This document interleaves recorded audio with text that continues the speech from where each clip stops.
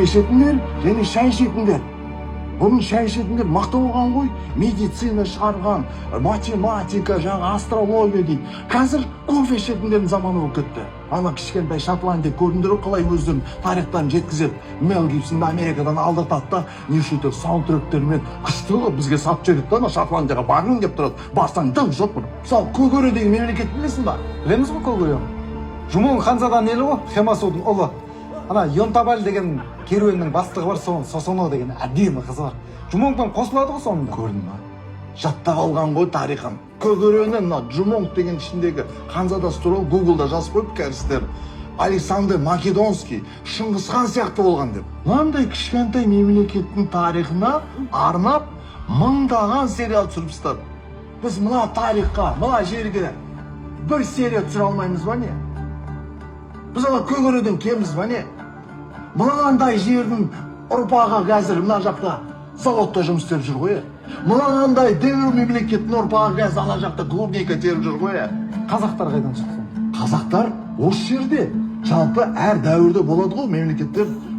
Ыдырайды, басқа мемлекеттер пайда болады.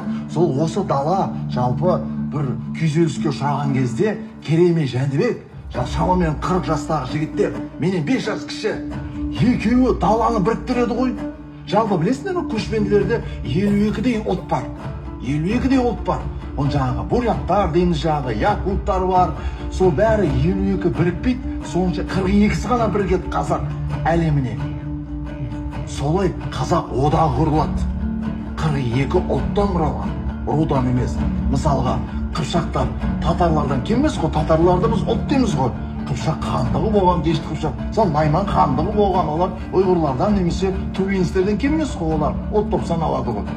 Сол 42 ұлт бірігіп қазақ әлемін құрады. Бұл үлкен мемлекет. Бұл Қазақстан емес, бүкіл көшпенді мәдениетін жалғастырушы мемлекет. Қазір сөзін айтқанда Евросоюз ғой. Сол заманда алғашқы Евросоюзды құрған Керей мен Жәнібек. Сондай мықты халық болған болсақ, қазір неге бүйтіп жеп қалғанбыз? Мен бүйтіп жүрген жоқпын. Мен бүйтіп жүрмін. Өйткені мен тарихымды білемін ғой. Мен барлық қалада Мәскеу, Дубай, Америка, Африка маған шекара жоқ. Өйткені мен тарихымды білемін. Жүріңдер біз сендерге бір нәрсе көрсетемін. Ханға барамыз.